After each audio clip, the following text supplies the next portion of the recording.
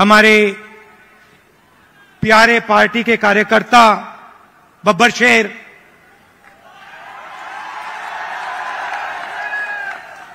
और शेरनियां, भाइयों और बहनों, छत्तीसगढ़ के युवाओं, प्रेस के हमारे मित्रों, आप सबका यहां बहुत बहुत स्वागत। इतनी गर्मी में आप आए, अपना कीमती समय आपने हमें दिया, हमारी बात सुनने आए, इसके लिए मैं बहुत आभारी हूं।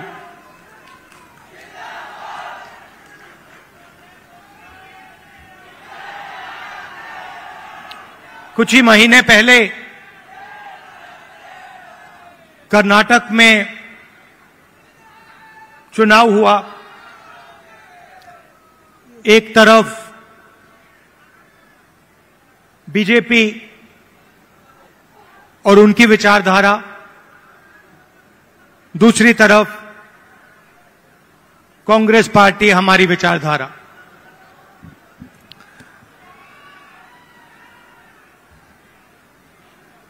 उनका काम लोगों को बांटने का, नफरत फैलाने का, हिंसा फैलाने का। हमारा काम लोगों को जोड़ने का, नफरत के बाजार में मोहब्बत की दुकान खोलने का।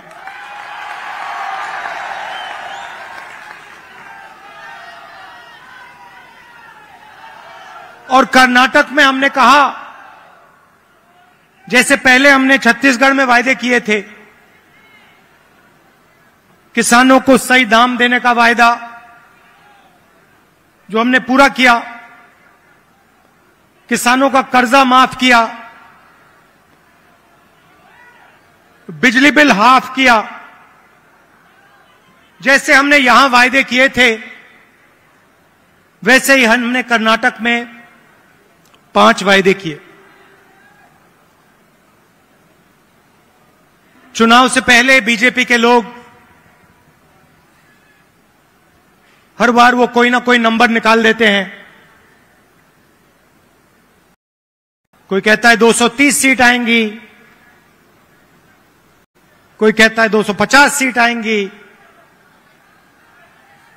मगर कर्नाटक में कर्नाटक के हर गरीब व्यक्ति ने पूरा दम लगा के कांग्रेस पार्टी को जिताया। और वही यहां हुआ था।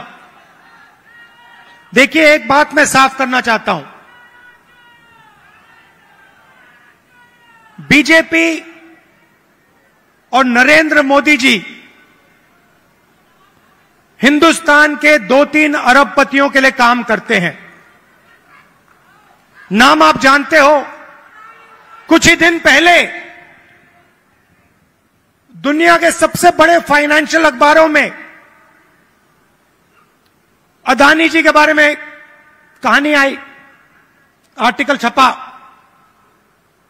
दुनिया के सबसे बड़े फाइनेंशियल न्यूज़पेपर में लिखा था, अदानी जी जो नरेंद्र मोदी जी के करीब हैं, उन्होंने हिंदुस्तान से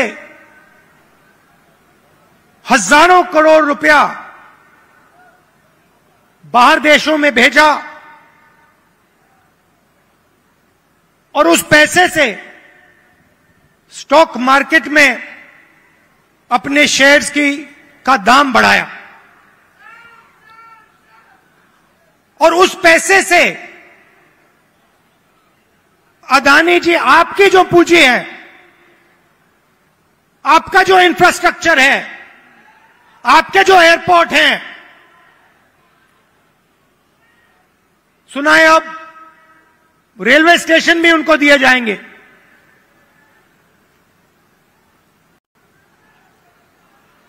पूरा का पूरा एक व्यक्ति के हवाले किया जा रहा है।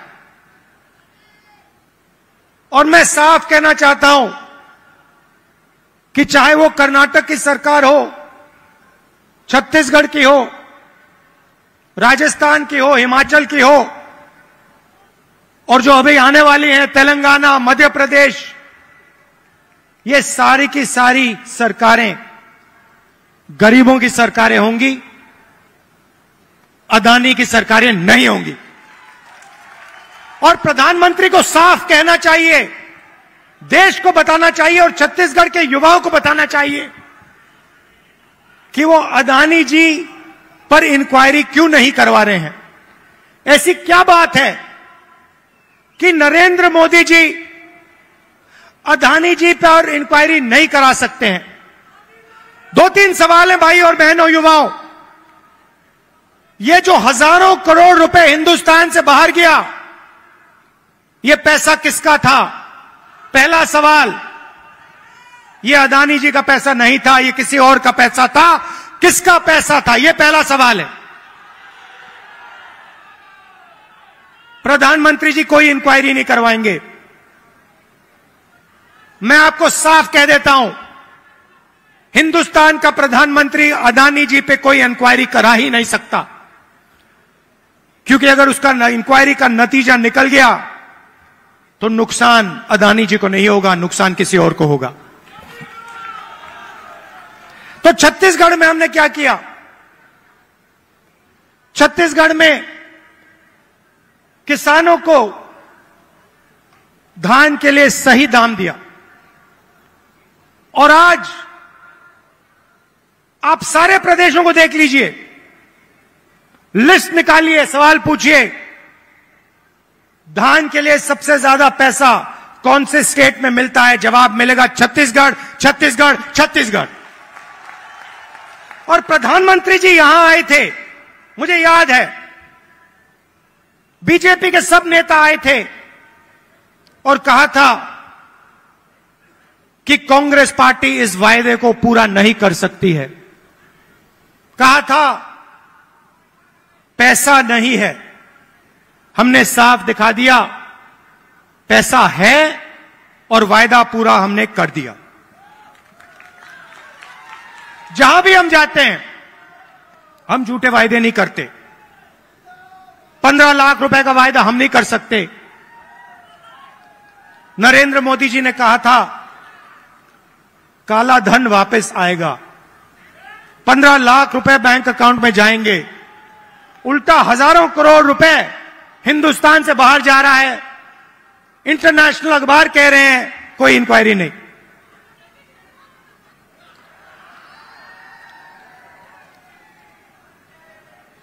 तो अब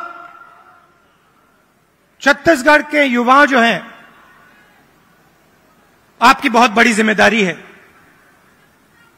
और हम चाहते हैं कि आप प्रदेश को चलाने में, राजनीति को चलाने में आगे आएं। आपको पीछे नहीं रहना चाहिए। आपकी जो नई जनरेशन है, भविष्य आपका है। आने वाले समय में छत्तीसगढ़ आपका है और आपको आगे बढ़ना पड़ेगा। और इसीलिए हमने राजीव युवा क्लब आपके लिए बनाए हैं। हर क्लब को 1 लाख रुपए, 3 लाख युवाओं को क्लब में हमने जोड़ा है। और ये ऐसे नहीं जोड़ा है, मैं आपको साफ बताना चाहता हूं। हमने इसलिए जोड़ा है कि आप इस प्रदेश को चलाने में, आप भाग लें। और हम आपके लिए राजनीति के दरवाजे खोलना चाहते हैं कि कुछ ही सालों में आपके बीच में से छत्तीसगढ़ के एमएलए, प्रधान, नेता चुन के आए। इसलिए हमने यह काम किया है। 2-3 चीजें मैं और कहना चाहता हूं। जो हमारे आदिवासी भाई हैं, आपके लिए हमने पैसा कानून लाया, आपकी जमीन की रक्षा की। मैं आपसे एक बात कहना चाहता हूं, हम आदिवासी शब्द का प्रयोग करते हैं। आदिवासी का मतलब जो हिंदुस्तान के ओरिजिनल मालिक हैं। आदिवासी का मतलब इस देश की जो जमीन है, जो धरती है, उसके सबसे पहले आप मालिक थे। मतलब आपकी जमीन पर, जंगल पर, जल पर आपका हक बनता है। बीजेपी ने एक नया शब्द निकाला है, वनवासी। इस शब्द का बिल्कुल दूसरा मतलब है। हम चाहते हैं कि आदिवासी युवा जो भी सपना देखना चाहें, देखें और उस सपने को पूरा करें। डॉक्टर बनना है, इंजीनियर बनना है, बिजनेस चालू करना है, लॉयर बनना है, जज बनना है, मैन्युफैक्चरिंग यूनिट शुरू करना है, सब चीजों में आपको शामिल होना चाहिए। वो चाहते हैं कि आप जंगल में ही रहें, आप जंगल के बाहर ना आए। शब्द के पीछे सोच है भाइयों और बहनों। उनका कहना है कि आप पहले हिंदुस्तान के मालिक नहीं थे, आप जंगल में रहते थे और आपको जंगल में रहना चाहिए। हम कहते नहीं, जंगल का हक, जमीन का हक, जल का हक आपको मिलना चाहिए। मगर जो भी आप सपना देखना चाहते हो, जहां भी आप जाना चाहते हो, वो सपना आपके लिए पूरा होना चाहिए। यह फर्क है विचारधारा में।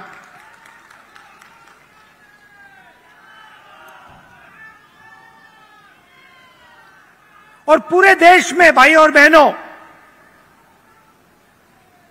पूरे देश में ये नफरत फैला रहे हैं। आदिवासियों को नया नाम दे देंगे, एक धर्म को दूसरे धर्म से लड़ा देंगे, एक भाषा को दूसरी भाषा से लड़ा देंगे, एक जात को दूसरी जात से लड़ा देंगे। हमारा काम जोड़ने का है।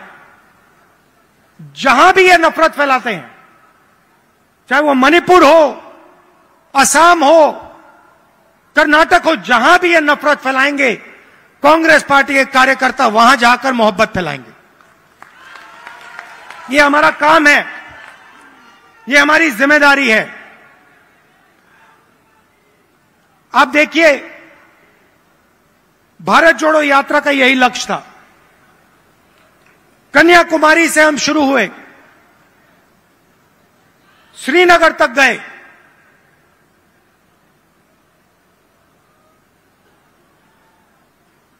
मीडिया में इन्होंने, बीजेपी के लोगों ने हर रोज ये कुछ ना कुछ उल्टा सीधा बोलते हैं, नफरत फैलाते हैं। भारत जोड़ो यात्रा ने पूरे हिंदुस्तान को जोड़ने का काम किया। हर धर्म को, हर जात को, हर भाषा को हमने याद दिलाया कि आप सबसे पहले हिंदुस्तानी हो और आप सबको एक साथ मिलकर, मोहब्बत के साथ, इज्जत के साथ रहना है। यह यात्रा का मैसेज था और यह बहुत गहरा मैसेज था, नया मैसेज नहीं था, बहुत पुराना मैसेज है। सदियों से यहां पे छत्तीसगढ़ में और बाकी प्रदेशों में लोगों ने यह मैसेज दिया है और यही कांग्रेस पार्टी का और हिंदुस्तान का डीएनए है। हम जोड़ते हैं, वो नफरत फैलाते हैं। हम किसानों के लिए, मजदूरों के लिए, छोटे व्यापारियों के लिए काम करते हैं, वो 2-3 अरबपतियों के लिए काम करते हैं। कुछ साल पहले मैंने बघेल जी से एक बात कही। मैंने कहा, जहां भी मैं जाता हूं, मैं युवाओं से पूछता हूं, आपके सामने सबसे बड़ी मुश्किल क्या है? बीजेपी ने जो हिंदुस्तान की रीढ़ की हड्डी है, आर्थिक रीढ़ की हड्डी है, उसको तोड़ दिया है।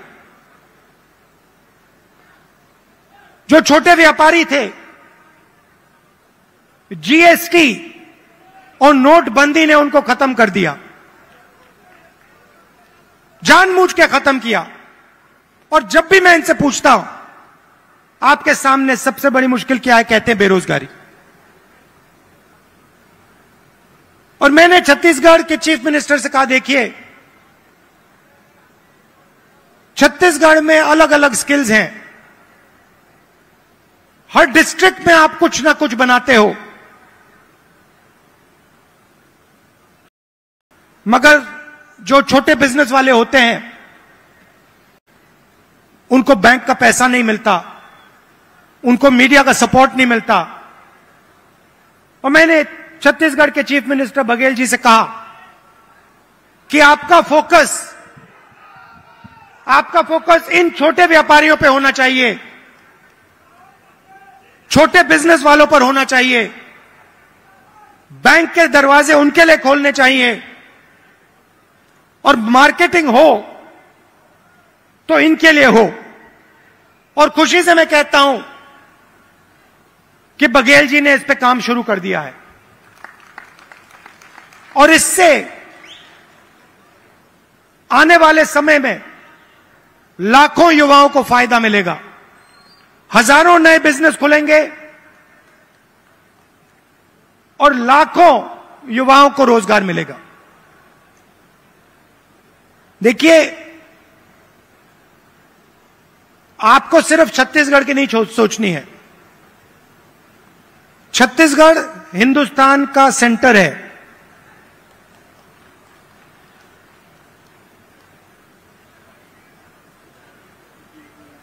बंगाल से गुजरात कोई जाता है, छत्तीसगढ़ से निकलना पड़ता है। आप सेंटर लाइन पे हो और आपको देश का लॉजिस्टिकल सेंटर बनना चाहिए कि आप इंफ्रास्ट्रक्चर तैयार करिए कि छत्तीसगढ़ हिंदुस्तान का लॉजिस्टिकल सेंटर बने। जो भी माल बंगाल से गुजरात बाकी प्रदेशों में जाए, वो यहां प्रोसेस हो, यहां से निकले, एयरपोर्ट से आप बाकी दुनिया को छत्तीसगढ़ से जोड़िए, सिर्फ हिंदुस्तान को नहीं, बाकी दुनिया को आप एयरपोर्ट से जोड़िए, छत्तीसगढ़ को जोड़िए, कि हमारे जो युवा हैं, छत्तीसगढ़ के जो प्रोडक्ट्स हैं, वो पूरी दुनिया में जाएं, सिर्फ हिंदुस्तान में ना रहें। मुझे लगता है कि छत्तीसगढ़ की सरकार ने बहुत अच्छा काम किया है, और आने वाले 5 सालों में भी यहां पे छत्तीसगढ़ की सरकार, कांग्रेस पार्टी की सरकार जबरदस्त काम करने जा रही है। कार्यकर्ताओं से मैं कहना चाहता हूं, आप हमारी रीढ़ की हड्डी हो, आप हमारे विचारधारा के लिए लड़ते हो। छत्तीसगढ़ में आपने हमें जिताया, राजस्थान में जिताया, कर्नाटक में जिताया, हिमाचल में जिताया, तेलंगाना में जिताओगे, फिर से छत्तीसगढ़ में जिताओगे, मध्य प्रदेश में जिताओगे, राजस्थान में जिताओगे।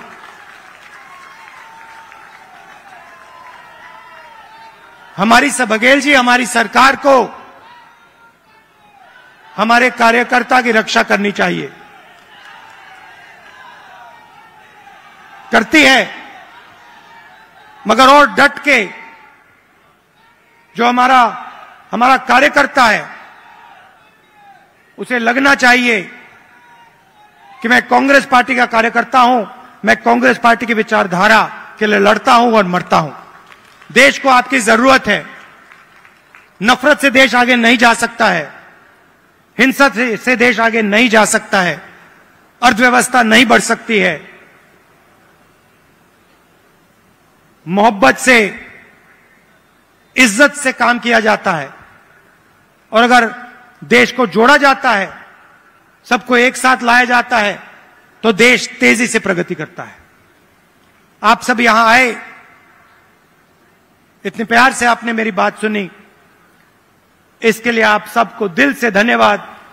और जो युवा हैं जो अब इन क्लब्स में शामिल होंगे, आप याद रखिए, छत्तीसगढ़ का भविष्य आपका है, आपकी बड़ी जिम्मेदारी है।